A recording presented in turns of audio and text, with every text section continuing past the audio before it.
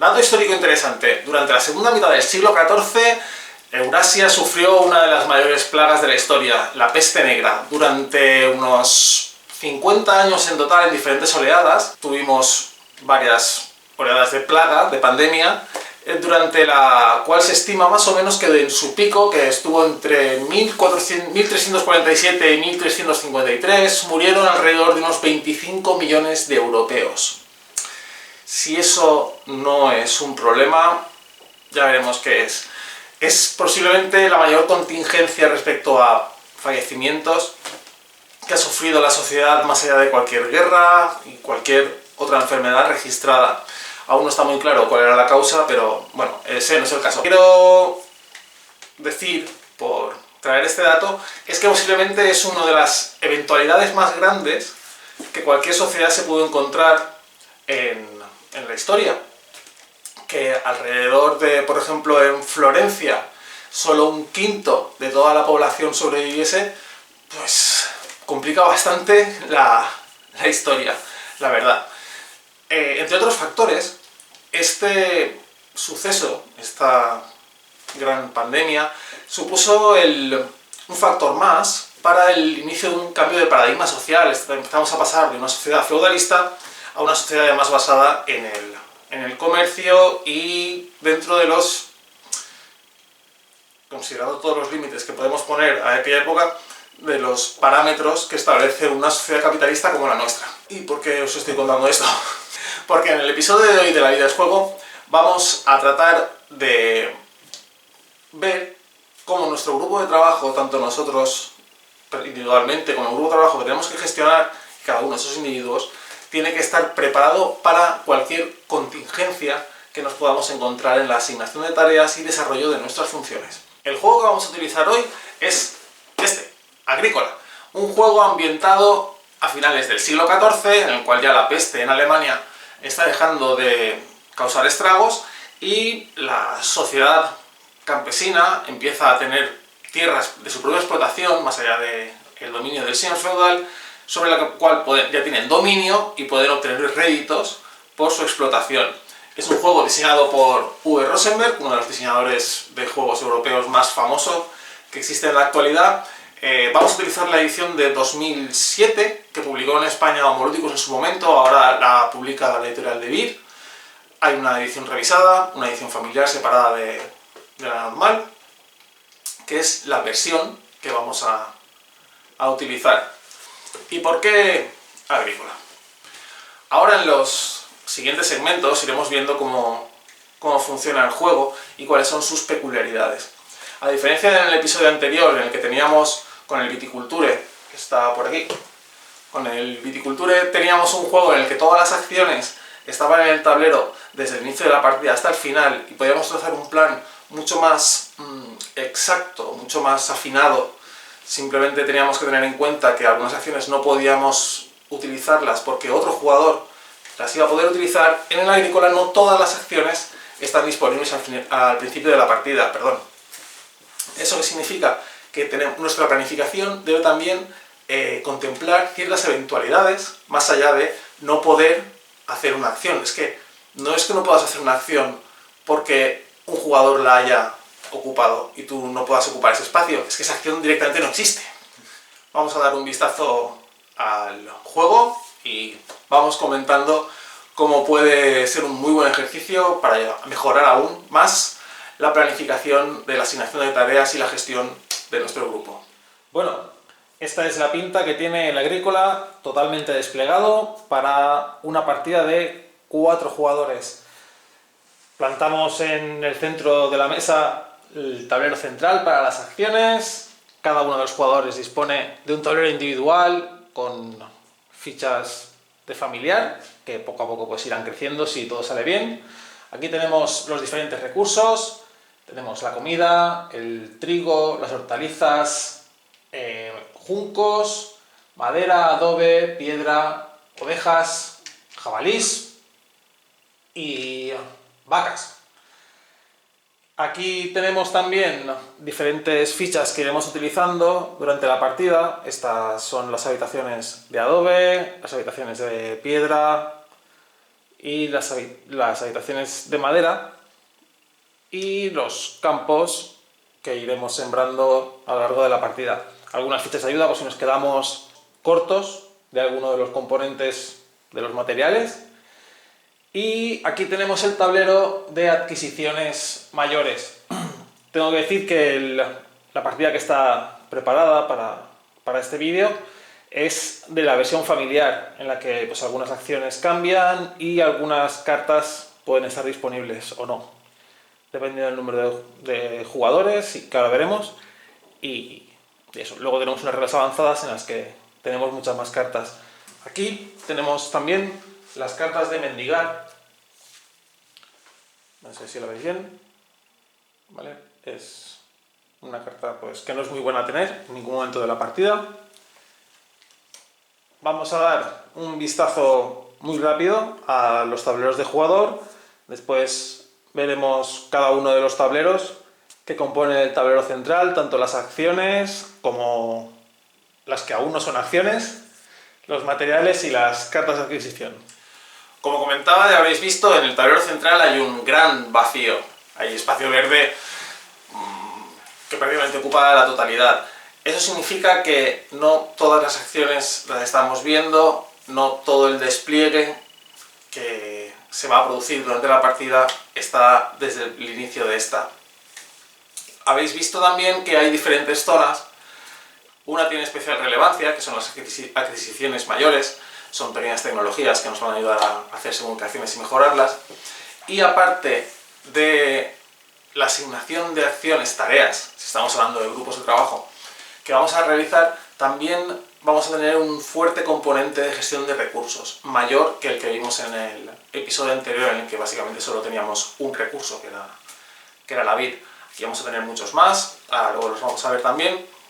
Y solo que apuntar que debéis tener en cuenta al momento de gestionar todos los factores que influyen en vuestra gestión, tanto las personas con las que estáis trabajando, los materiales y las eventualidades, pueden llamarse clientes, proveedores, etc, etc. Aquí tenemos el tablero de jugador, es una cosita muy neutra al principio. Empezamos la partida con dos habitaciones de nuestra cabaña, que es donde vive nuestra familia, y dos miembros de dicha familia. Este es el terreno que tenemos para explotar durante la partida, durante los 14 rondas que dura la partida, y tenemos diferentes parcelas en las que vamos a poder ir construyendo pues cercados, campos, vamos a poder hacer más grande la casa. Aquí tenemos también los posibles miembros adicionales de la familia, son 3, podemos llegar a tener hasta un máximo de 5 miembros de nuestra familia durante la partida. Podemos construir hasta 4 establos que tienen bastante importancia porque nos van a permitir tener muchos más animales, y estas son las vallas con las que iremos construyendo los cercados en las parcelas. Luego, cuando expliquemos las acciones, explicaremos cómo se construyen cercados y para qué sirven. También a cada jugador se reparte, es bueno que se reparta una tabla, una tarjeta que lleva una tabla con los puntos que puedes ganar al final de la partida o perder, y las diferentes acciones que van a ir apareciendo en cada uno de los periodos, que eso ya lo veremos en la explicación de reglas y desarrollo de la partida. Aquí tenemos la ficha de primer jugador. Vamos a pensar de ahora en adelante que el primer jugador al inicio de la partida ha sido el jugador blanco, y aquí en esta parte de los tableros tenemos pequeños almacenes donde ir guardando los diferentes recursos que vamos a ir consiguiendo durante la partida. Vamos a ver el tablero de los recursos que podemos ir obteniendo y continuamos. Un par de apuntes muy rápidos respecto a lo que acabamos de ver. Primero, vemos que empezamos la partida con 2 miembros de la familia, 2 miembros de nuestro grupo de trabajo, lo cual significa que la posibilidad de realizar según qué tareas va a ser bastante limitada. Luego tenemos opción de ampliar ese grupo de trabajo, lo cual nos va a dar mucha más versatilidad y un poder de planificación mucho mayor. También hemos visto que existe una pequeña cosa amarillita que es la ficha de primer jugador.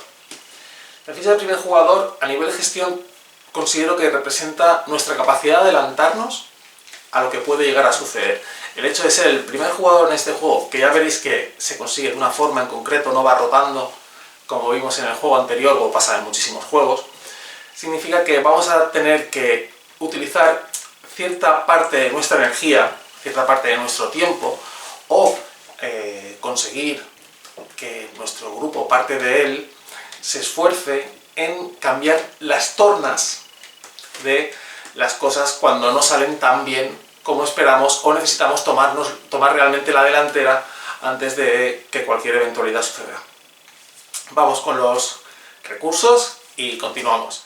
Este es el tablero de recursos. Aquí tenemos la comida con la que deberemos alimentar al final de cada uno de los periodos a nuestros familiares. Son fichas de trigo y fichas de hortalizas que podremos sembrar y luego cosechar para poder hacer pues, pan. Podemos cocinar estos recursos y nos van a poder ofrecer más comida. Estas son las fichas de junco, fichas de madera, fichas de adobe y fichas de piedra.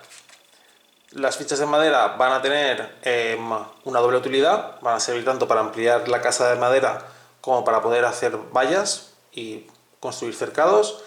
Las fichas de adobe y de piedra nos van a servir tanto para poder reformar la casa más adelante y construir más habitaciones y también para conseguir algunas adquisiciones mayores.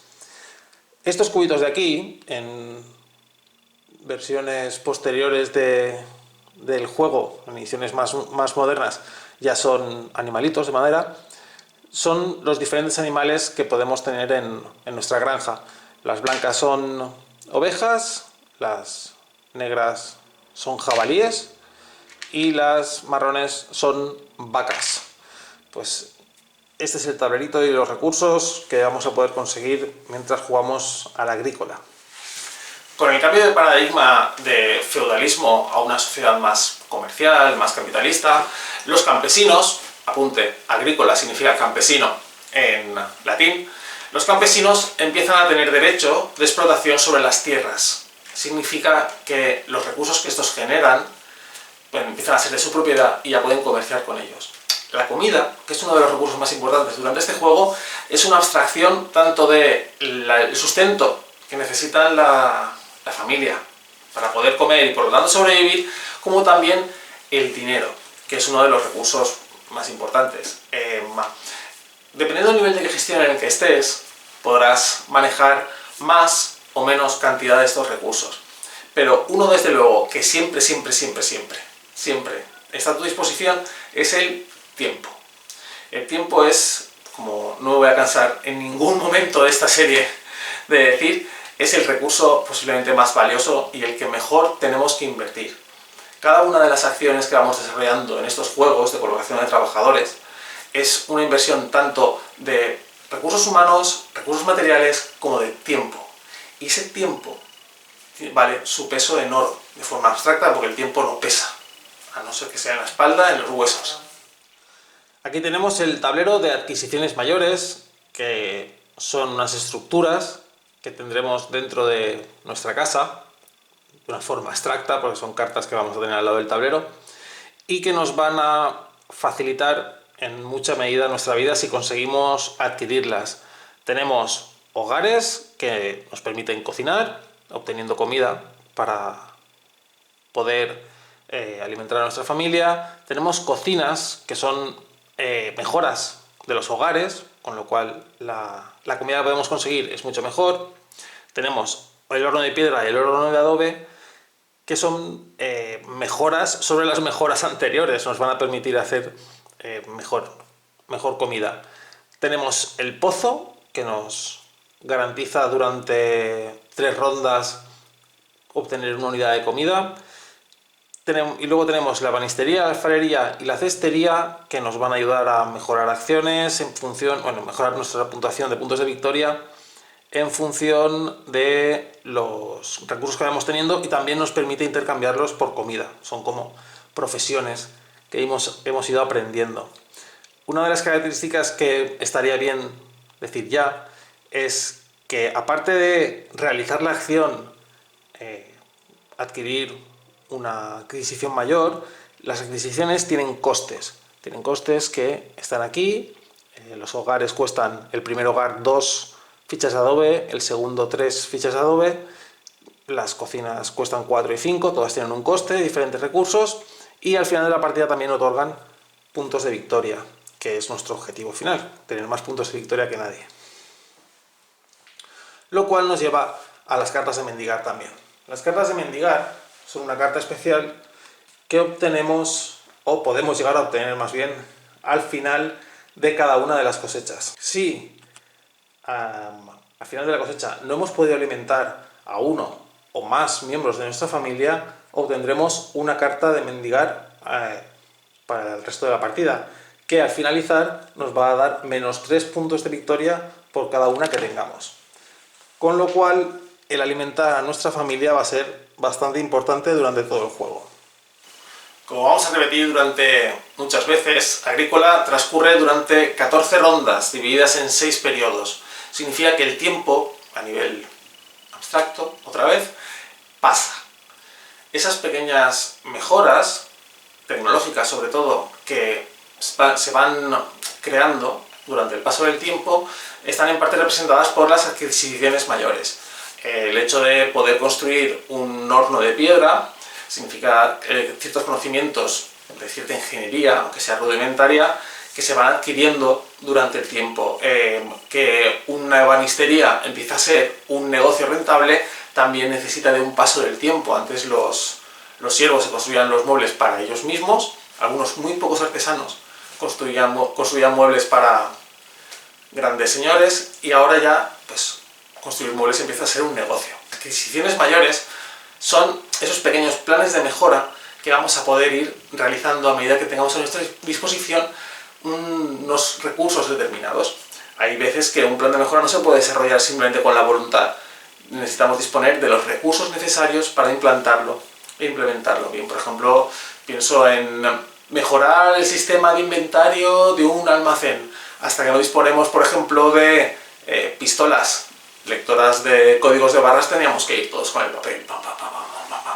Primero debemos disponer de los recursos y después ya dispondremos o podremos materializar el plan de mejora en función de los recursos que tengamos. Las cartas de limosna. Haceos la idea que si no retribuimos de algún modo o no reconocemos la labor de nuestro grupo de trabajo, vamos a tener un problema de gestión real.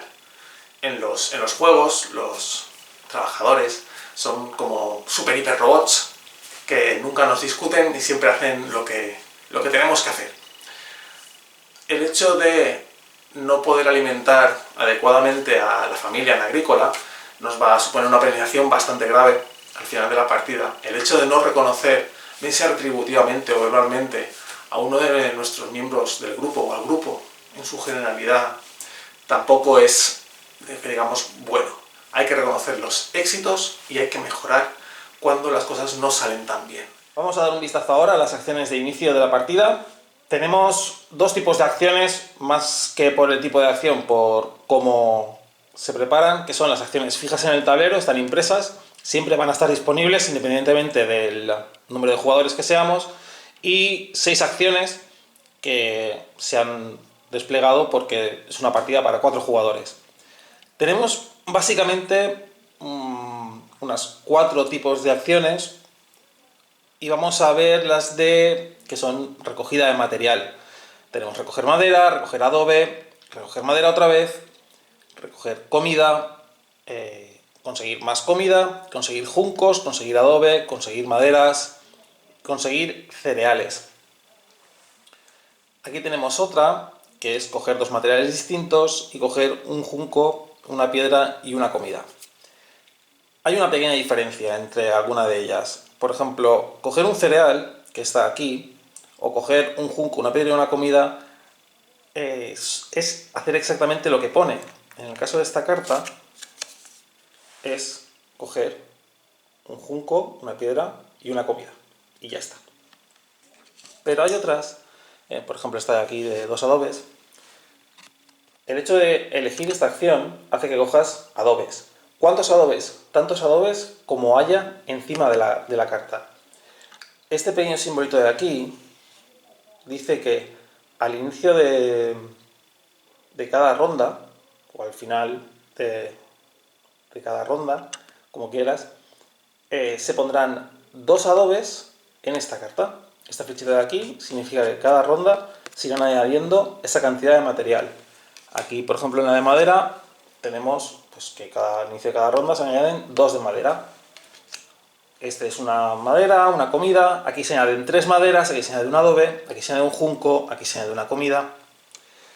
Eso significa que estas acciones son mucho más efectivas cuanto más llenos estén las cartas o las casillas del tablero. En cambio, coger un cereal o coger un jugo es coger exactamente lo que dice. Como veis, a veces el tiempo también es una inversión. Invertir tiempo esperando es invertir. En el caso de las acciones que se van rellenando al final de cada ronda, es al final, la efectividad es mucho mayor si ningún jugador lo ha cogido antes.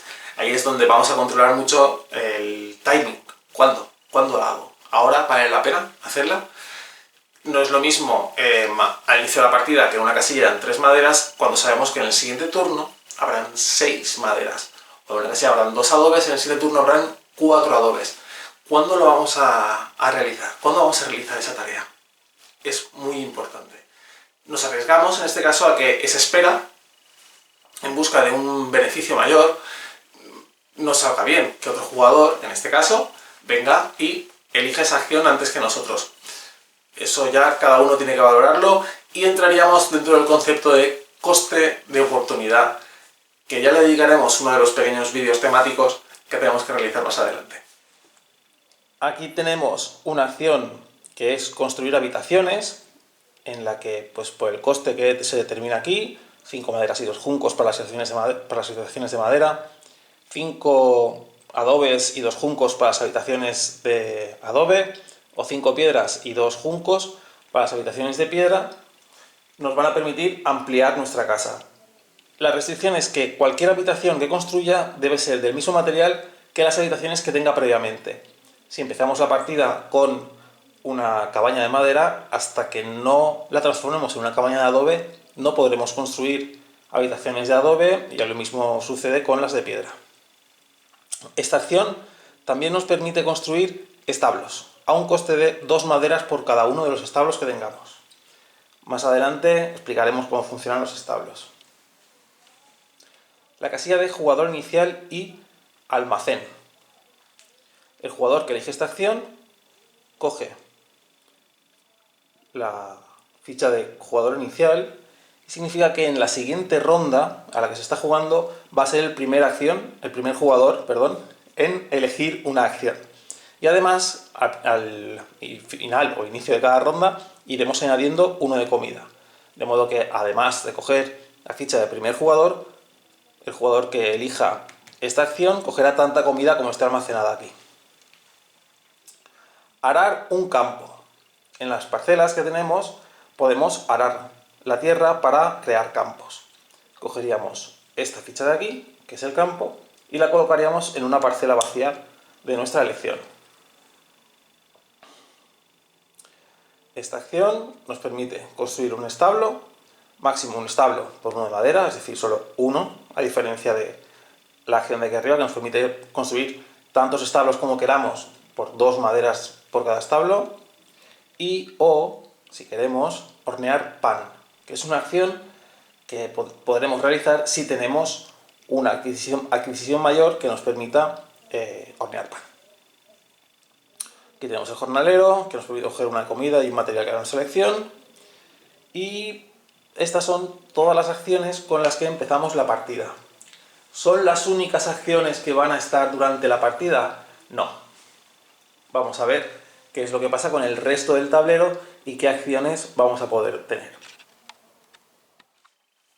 Fijaos ya la cantidad de acciones que tenemos al inicio de la partida. Son alrededor de 6 y 4 de 10, o sea, unas 14 acciones al principio de la partida y aún nos esperan 14 más. Una cosa muy interesante es que podemos ser actores, pescadores, serradores, podemos trabajar para otro cuando somos el jornalero, somos albañiles, arquitectos, nuestro grupo hace de todo. Y esto es uno de los conceptos más importantes, necesarios a desarrollar y que resulta realmente capital. Probablemente si no lo desarrollamos adecuadamente, nuestro grupo no va a funcionar de lo mejor que debería.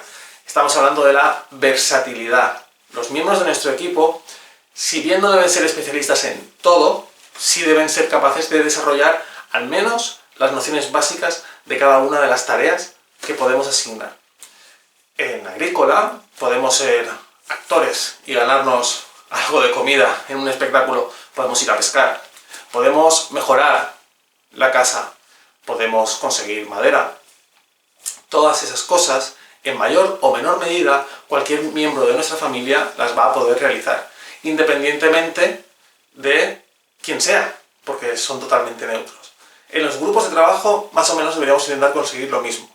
Si bien es muy complicado que todos sepan todo de todo, sí deben tener una noción lo suficientemente general y suficientemente buena como para que, en el caso que algún miembro del grupo falle o surja una necesidad de apoyo, o cualquier otro miembro de nuestro grupo de trabajo sea capaz de apoyar o realizar la tarea de una forma, si no bien óptima al 100%, sí eficaz y que sea resolutiva.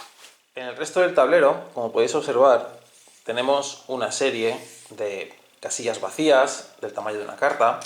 Se pueden colocar estas, se deben colocar estas, ¿vale? Y señala cuántas rondas va a durar la partida, son 14 rondas, y estas a su vez están divididas en periodos. Al final de cada uno de estos periodos se produce la fase de cosecha. Lo veremos ahora cuando expliquemos las reglas exactas del juego. Lo importante ahora es que en cada uno de esos periodos van a liberarse una serie de tareas nuevas. En el periodo 1, compuesto de 4 rondas, se liberarán 4 tareas, luego 3, luego 2, luego 2, luego 2, y al finalizar la partida, en la última ronda, tendremos una acción nueva. Al principio de la partida se enseñará pues, una acción una nueva acción que estará disponible durante la primera ronda, luego otra acción, hasta llegar a la fase de cosecha, cambiaríamos de periodo y así sucesivamente hasta que todas las acciones posibles del juego estuviesen a disposición de los jugadores. De modo que tendríamos 14 acciones nuevas, aparte de las del inicio de la partida. No es muy necesario ir explicándolas todas, porque son algunas que son bastante autoexplicativas. Sí hay que tener en cuenta que la regla de toda acción en la que figure la flecha, sabemos que vaya acumulándose el material o ganado que coloque, en este caso es una vaca, ¿vale? Luego veremos cómo se reforman casas y cómo se amplía la familia. Y una vez hemos llegado a la ronda número 14, que es el sexto periodo, haríamos la última cosecha, final de partida, y se contarían los puntos.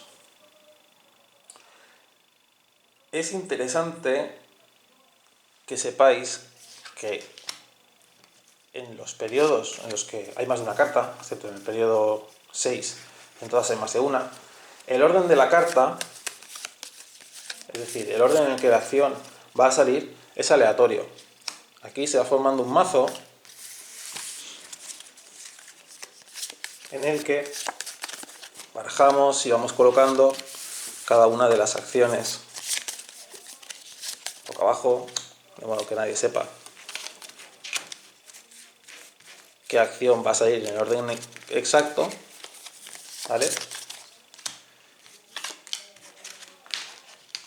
Y así es como se empezaría la partida.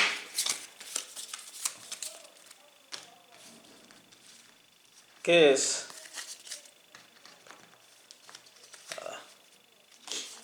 ¿Qué es lo más interesante de esto? Que aunque el orden de las acciones nunca sea necesariamente el mismo, sí tenemos un conocimiento, gracias a esta carta de resumen, de qué acciones van a ir apareciendo en cada uno de los periodos.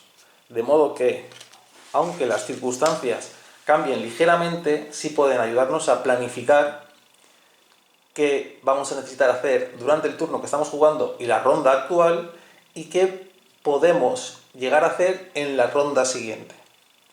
Así, tal vez sea interesante pillar la ficha de jugador inicial, o no, o sí. Comentamos un poco la situación del juego y ya luego vemos cómo se juega exactamente.